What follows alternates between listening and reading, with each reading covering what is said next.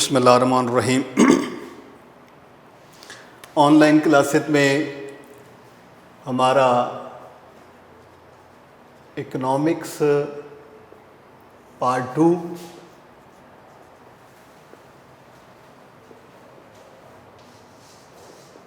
ये हम पढ़ रहे हैं। पहले लेक्चर में सेकेंड ईयर की इकोनॉमिक्स में हमने पेपर पैटर्न डिस्कस किया था और उसके साथ सिलेबस यानी सेकेंड ईयर की इकोनॉमिक्स में कितने चैप्टर्स हैं, उनकी अरेंजमेंट क्या है, और उसके साथ हर एक यानी कि चैप्टर नेम, इसके बाद पाकिस्तान की इकानमी को हमने उसके कुछ प्रॉब्लम, कुछ फीचर, कैरेक्टरिस्टिक को डिस्कस किया था। आज हम इसका सिलेबस का पहले चैप्टर से आगाज़ करते हैं। पहला चैप्टर जो है इनके नेशनल इनकम,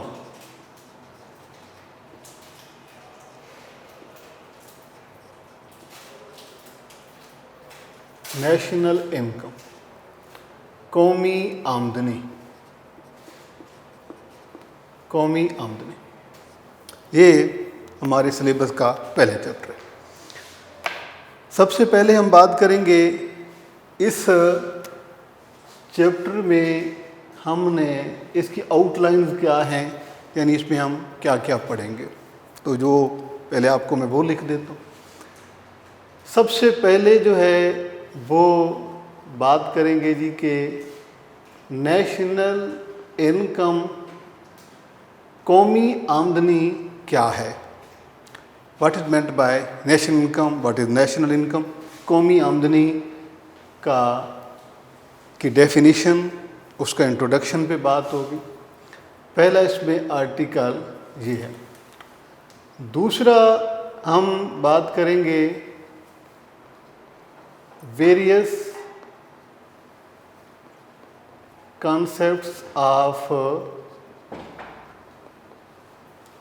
नेशनल इनकम, कौमी आमदनी के मुख्तलिफ तस्वुरात। ये हमारा दूसरा चैप्टर आर्टिकल होगा। पहले नेशनल इनकम का इस चैप्टर, क्योंकि आज हम पहले चैप्टर की बात करें, पहले चैप्टर पढ़ेंगे अब हम। तो पहले चैप्टर में जो जो टॉपिक मौजूद हैं, आउटलाइन, पहला है नेशनल इनकम, दूसरा various concepts of national income. उसके बाद हम नेक्स्ट टॉपिक इसमें बात करेंगे मेजरमेंट ऑफ नेशनल इनकम, कौमी आमदनी की पैमाइश।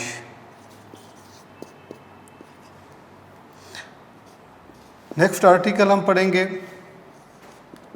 सर्कुलर फ्लो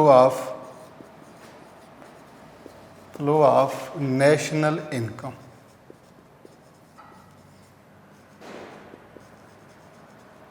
कौमी आमदनी का दायरवी बहाव।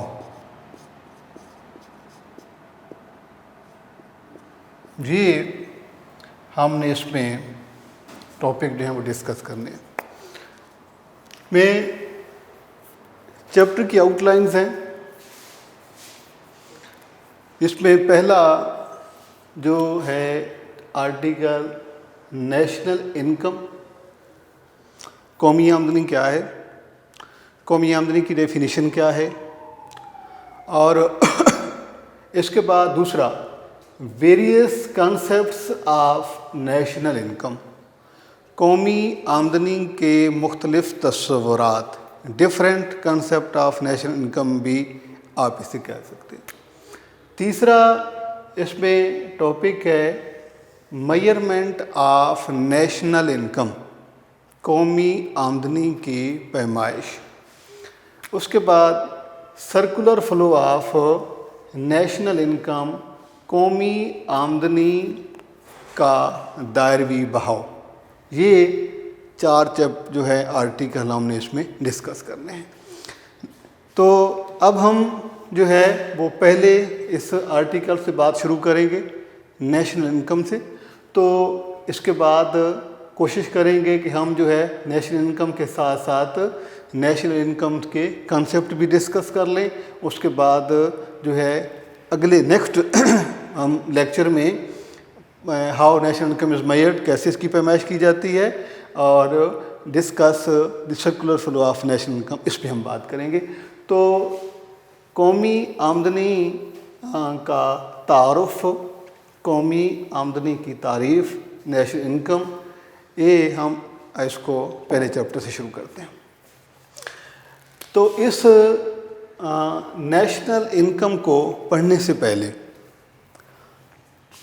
कुछ ऐसे पॉइंट्स हैं जिनको डिस्कस करना जो है वो ज़रूरी है, क्योंकि वो आपके उस कंसेप्ट में यूज़ होते हैं ताकि आपको अंदाज़ा हो जाए। तो 2-3 चीज़ें जहाँ पर हम पढ़ेंगे, सबसे पहली बात तो ये है, यानी कि आपके जो है एक तो इसमें हम बात करेंगे ट्रांसफ़र पेमेंट।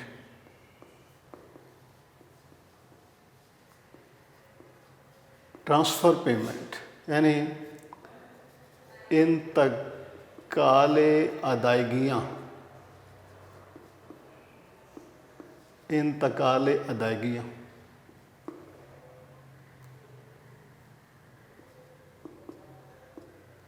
इंतकाले अदायगी, ये हम इसमें इसको डिस्कस करेंगे।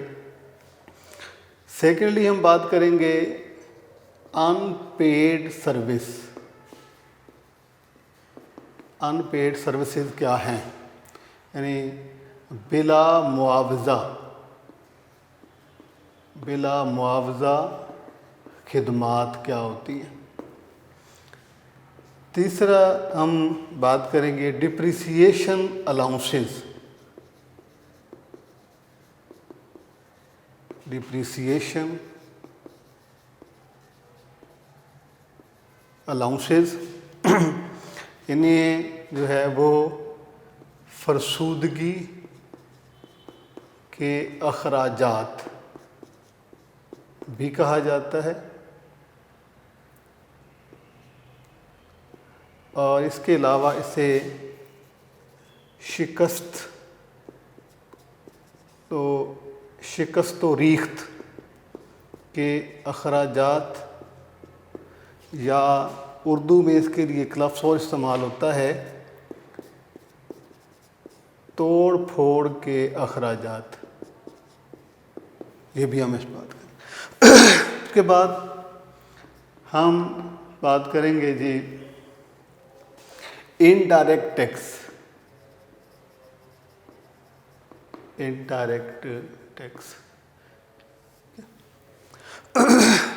के जो है वो बिल वास्ता टैक्स, बिल वास्ता टैक्स, ये कुछ चीज़ें बहुत ज़रूरी हैं इस चैप्टर को, आर्टिकल को पढ़ने से पहले। तो आगाज़ करते हैं पहले ट्रांसफ़र पेमेंट की। ट्रांसफ़र पेमेंट अगर हम फर्स्ट ईयर को देखें तो फर्स्ट ईयर में हमने एक टॉपिक पढ़ा था, आपको मैं यहाँ पे लिख देता हूँ। फर्स्ट ईयर में एक टॉपिक पढ़ा था हमने, लेबर, मेहनत। ठीक है, लेबर उस जॉब को कहा जाता है that is paid, that has monetary reward, कि जिसका कोई मॉनेटरी रिवॉर्ड होता है उसे, इसको लेबर, और इस लेबर का रिवॉर्ड होता है वेजेस।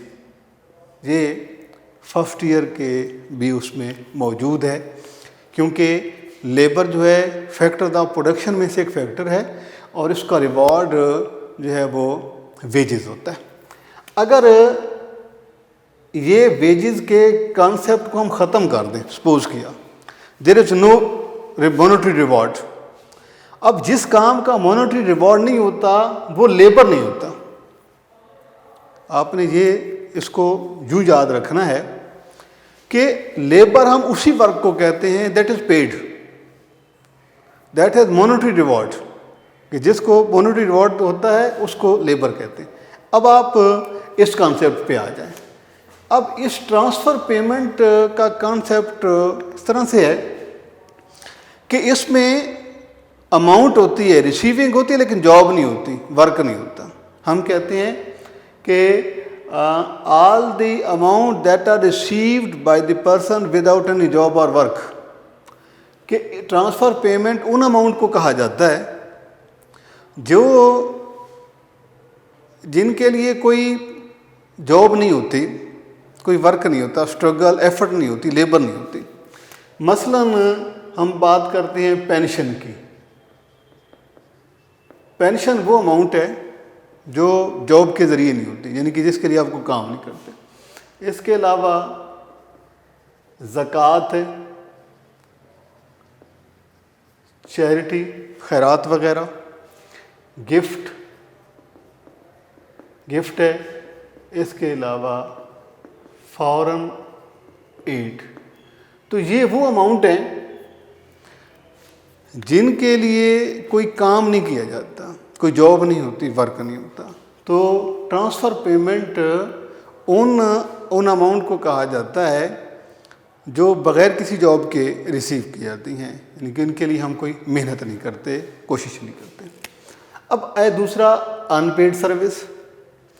अब इनके बारे में हमने बात ये की है कि अब ये देखें कि अब ये ट्रांसफ़र पेमेंट जो है इन के लिए जॉब नहीं होती, लेकिन अमाउंट रिसीविंग होती हैं। अब अनपेड सर्विस है। अनपेड सर्विस ट्रांसफ़र पेमेंट से अपोजिट होती है।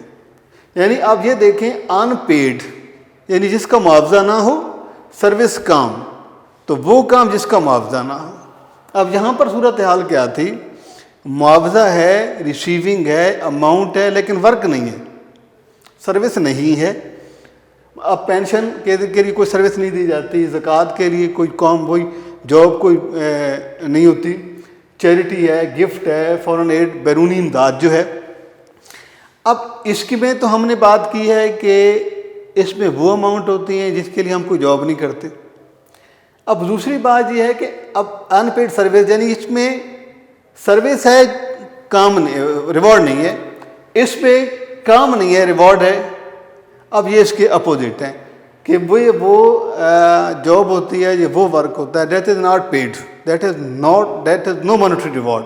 इसका कोई तो मतलब teacher teaching his own child, teacher का अपने बच्चों को पढ़ा देना, हाउस होल्ड जो है वर्क जो होती हैं, ख़वातीन अपने घर का काम खुद करती हैं, अपने कपड़े खुद सिलाई कर लेती हैं। ये वो काम होते हैं जिनके लिए जो है वो पेमेंट नहीं होती, लिहाजा इन्हें हम अनपेड सर्विसेज कहते हैं। उसके बाद ये है डिप्रिसिएशन अलाउंसेस, यानी फरसूदगी के अखराजात, शिकस्त तोरीख के अखराजात, तोड़ फोड़ के अखराजात। इनकी डिटेल जो है हम आगे जाके उसमें प्रोडक्शन के चैप्टर में डिस्कस करेंगे, जहाँ पे सिर्फ ये है कि डिप्रिसिएशन अलाउंसेस होते बेसिकली क्या हैं। इनकी डेफिनेशन हम ये लिखते हैं कि wear and tear expenditure during the production process और डिप्रिसिएशन अलाउंसेस। कि एक तो होता है कि जब हम कोई प्रोडक्शन करते हैं, फैक्टर ऑफ प्रोडक्शन को कंबाइन करके प्रोडक्शन प्रोसेस शुरू होता है, तो उस पर एक्सपेंडिचर्स होते हैं। उन एक्सपेंडिचर्स को हम कहते हैं कास्ट ऑफ प्रोडक्शन। तो उसमें कास्ट ऑफ प्रोडक्शन क्या है कि आप फैक्टर्स को यूज़ करते हैं, मतलब लैंड, लेबर, कैपिटल, ऑर्गेनाइजेशन। अब इनका रिवॉर्ड पे किए जाते हैं, लैंड के लिए रेंट पे किया जाता है, लेबर हायर की जाती है तो वेजेस पे की जाती हैं, कैपिटल का इंटरेस्ट होता है, ऑर्गेनाइजेशन मैनेजमेंट के लिए प्रॉफिट होता है। अब जो इनके रिवॉर्ड हैं फैक्टर्स के, वो तो कास्ट ऑफ प्रोडक्शन है, लेकिन ये वो हमारे एक्सपेंडिचर होते हैं, माइनर एक्सपेंडिचर होते हैं, लेकिन ये कंपलसरी भी नहीं होते कि जो प्रोडक्शन प्रोसेस के दौरान हमें कभी कभार जो है वो बर्दाश्त करने होते हैं। सपोज़ करते हैं कोई मशीन ख़राब हो जाती है, कोई वायरिंग का प्रॉब्लम हो जाता है, कोई किसी का कोई मशीनरी का कोई पुर्जा चेंज करना पड़ता है, कोई वर्कर बीमार हो जाता है, तो ये वो एक्सपेंडिचर होते हैं जो कि जिनको हम कहते हैं वियर एंड टीयर एक्सपेंडिचर। अगर हम इसकी बात करते हैं तो इनका नाम है वियर एंड टीयर एक्सपेंडिचर्स, यानी डिप्रिसिएशन अलाउंसेस। के बाद है जी बात टैक्स के हवाले से है कि टैक्स जो है ये डायरेक्ट, यहाँ पे हमारे आर्टिकल में हमने डिस्कस करना है कि इनडायरेक्ट टैक्स जो है वो क्या होता है। तो बात हम बजाय इसके कि हम जो है वो डायरेक्ट इनडायरेक्ट पढ़ने की बजाय हम बात टैक्स से शुरू करते हैं कि tax is the compulsory payment made by citizen of a country to government. Government को जो हम अपनी इनकम में से एक जो हम उसको कंट्रीब्यूट करते हैं गवर्नमेंट को जो चार्जेस, तो उन्हें हम टैक्स कहते हैं। टैक्स वैसे तो टैक्स की टाइप्स जो हैं वो हमने पब्लिक फाइनेंस में जाके पढ़नी है, तो यहाँ पर हम बात दो टैक्स के हवाले से कर देते हैं। एक है डायरेक्ट टैक्स, यानी बराह रास्त टैक्स हम इसे कहते हैं, बराह रास्त टैक्स, और दूसरा है इनडायरेक्ट टैक्स, बिला वास्ता टैक्स जी। अब इन टैक्स दोनों की डेफिनेशन क्या है? ये डायरेक्ट टैक्स वो होता है जिसका बर्डन किसी दूसरे को ट्रांसफ़र नहीं किया जा सकता, यानी जिस पे ये टैक्स लगाया जाता है उसी ने उसे पे करना होता है। जिस तरह से हमारा इनकम टैक्स है, प्रॉपर्टी टैक्स है, ये वो टैक्सेस होते हैं जिनका बर्डन ट्रांसफ़र नहीं हो सकता। अब दूसरा है इनडायरेक्ट टैक्स।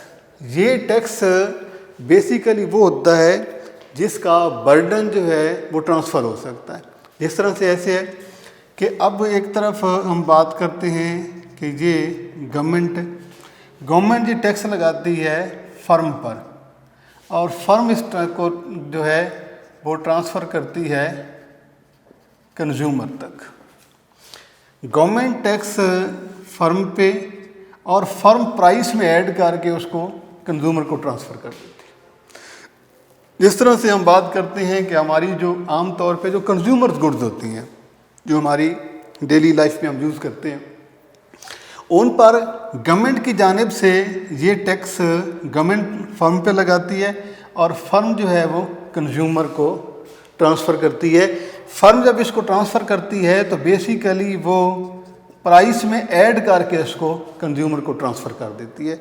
तो पेमेंट इसकी इस तरह से होती है कि कंज्यूमर जब वो चीज़ परचेज करता है तो वो टैक्स फर्म को पे करता है और फर्म जो है ऐसे गवर्नमेंट को पे करती है। तो ये सूरत में जो है वो इसको हम कहते हैं इनडायरेक्ट टैक्स। और हमारा जो जीएसटी होता है यानी सेल टैक्स, बिक्री टैक्स, आमतौर पे सेल टैक्स से कहा जाता है, इसका शुमार इनडायरेक्ट टैक्स में होता है।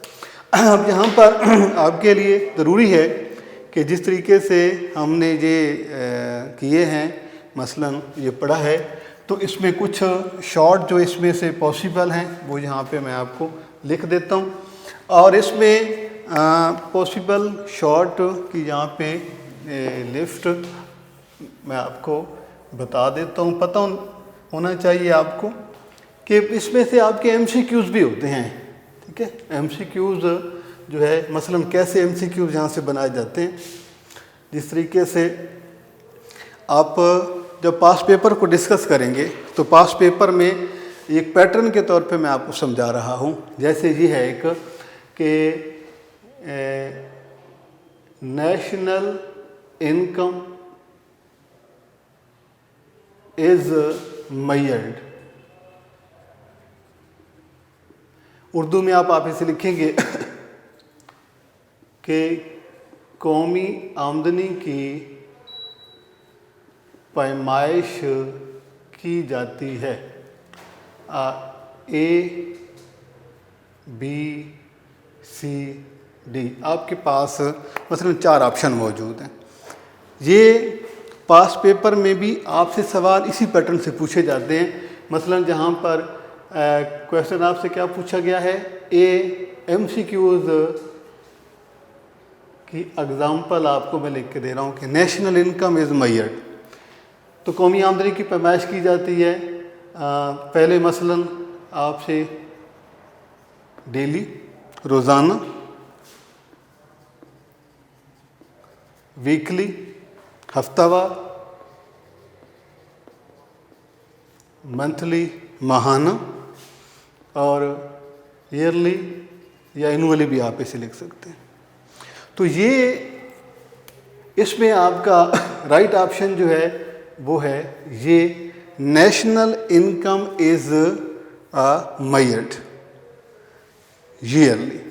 तो ये बहुत ही सिंपल से MCQs होते हैं। आपने कोशिश ये करनी है कि आपका इसमें से कोई MCQ गलत ना हो।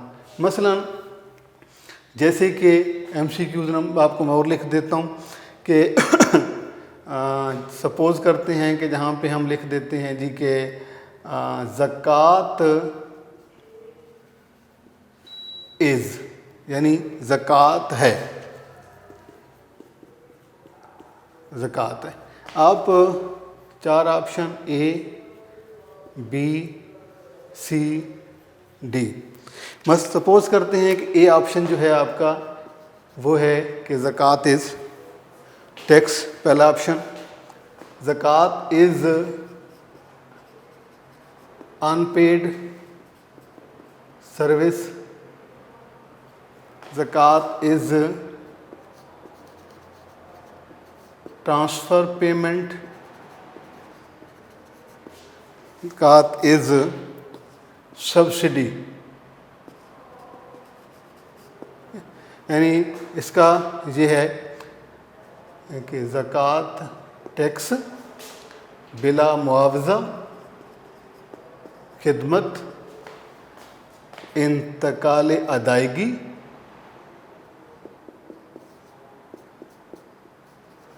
और ये है यान।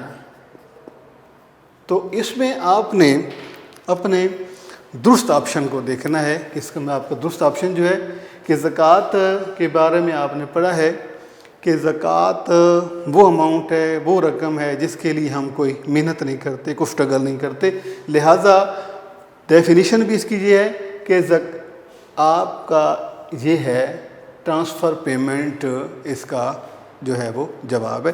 तो ये सिर्फ पैटर्न के लिए, आपको समझाने के लिए ये MCQs आपको 2 समझाए हैं कि ऐसे MCQs जो हैं वो आपसे पूछे जा सकते हैं।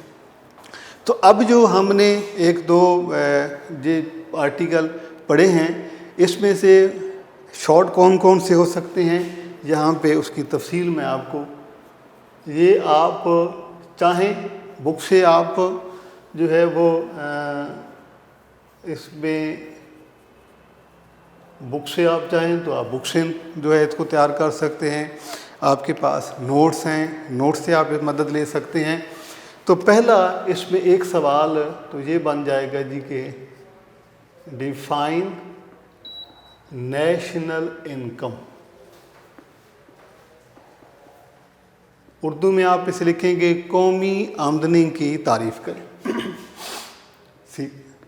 Secondly, what is macro economics, ये शॉर्ट हो जाएगा। इसके बाद define unpaid service,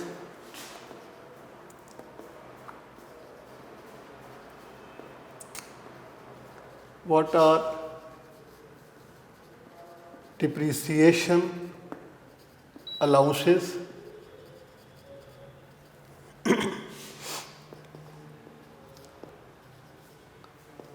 define transfer payment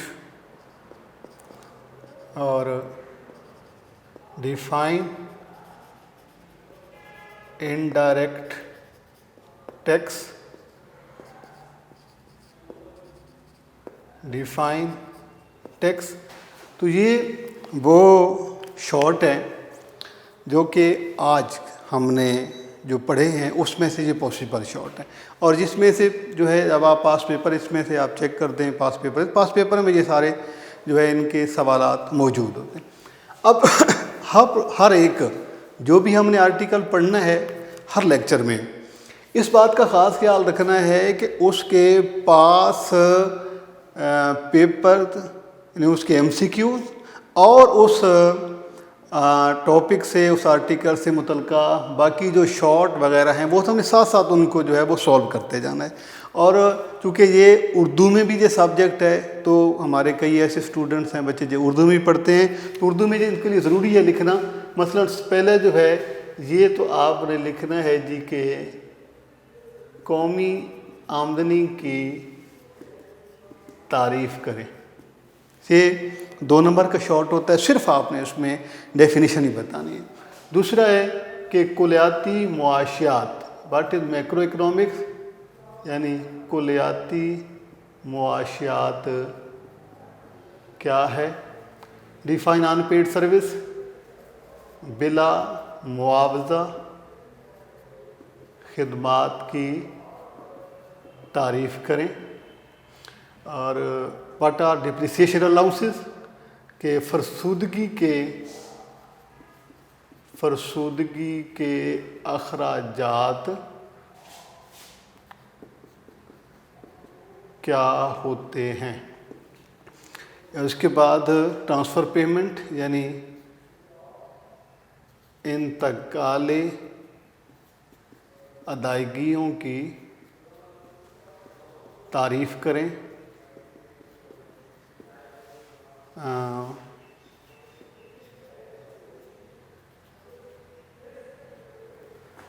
bill वास्ता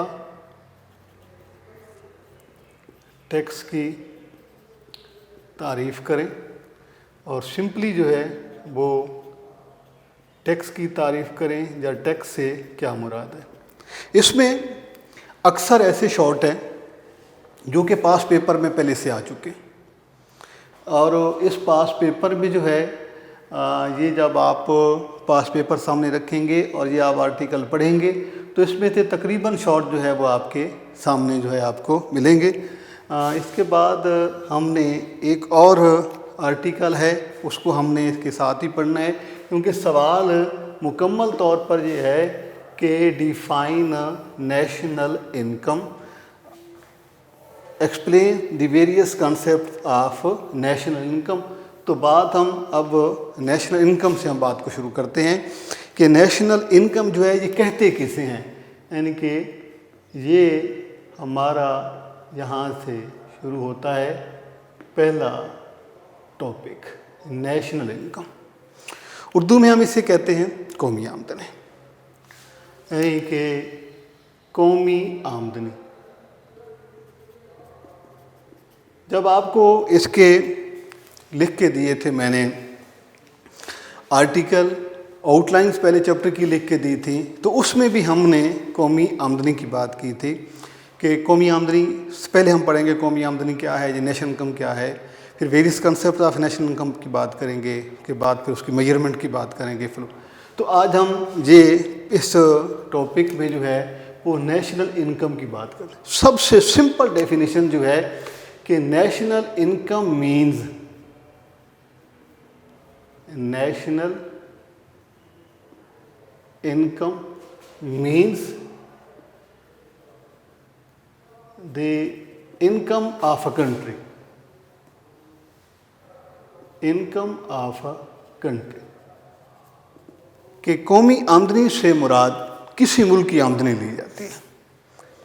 सबसे सिंपल बुनियादी तसव्वुर कौमी आमदनी को समझने के लिए ये है कि national income means the income of a country, कि नेशनल इनकम कौमी आमदनी किसी मुल्क की आमदनी को कहा जाता है। एक तो आपने ये याद रखा। दूसरा कि इसकी annual aggregate of goods and services, और मार्शल ने भी कौमी आमदनी की यही तारीफ की है, annual aggregate of goods and services के अशिया व खिदमात का उर्दू में भी आपको लिख देता हूँ, अशिया व खिदमात का सालाना मजमूआ कौमी आमदनी कहलाता है।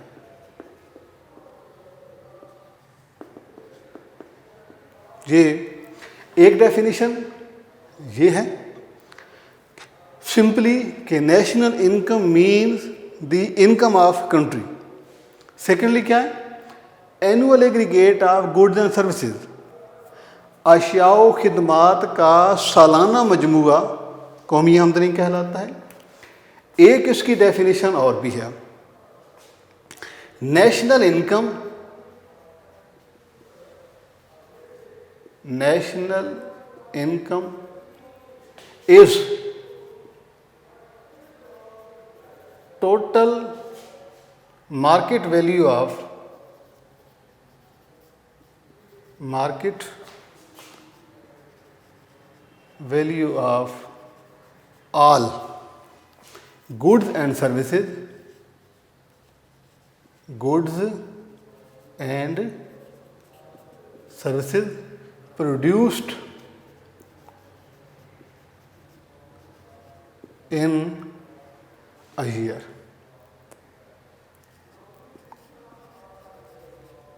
आप ये इसकी डेफिनेशन उर्दू में हम बात करेंगे कि एक साल के अरसा में जितने भी गुड्स और सर्विसेज की मॉनेटरी वैल्यू को लेना है, आपने की मालियत को लेना है, तो वो कौमी आमदनी होती है।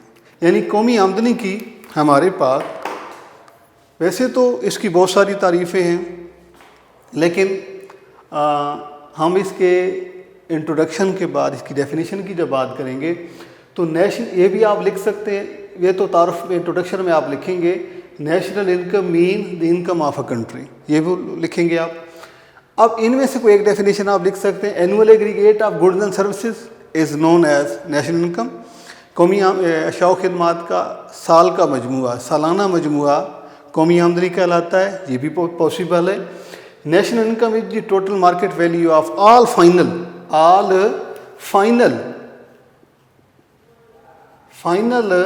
goods and services produced in a country with a given period of time, and that time is usually 1 year। कि एक साल के अरसा में जितनी भी चीज़ें अशिया और खिदमात पैदा की जाती हैं उनकी मॉनेटरी वैल्यू को अगर लिया जाए तो उसे हम कौमी आमदनी में शुमार करेंगे। तो ये इंशाअल्लाह अगले लेक्चर में हम कौमी आमदनी की ये डेफिनेशन इसको दोबारा से एक दफ़ा फ्रेश कर रिवाइज़ करेंगे और उसके साथ हम पढ़ेंगे various concepts of national income.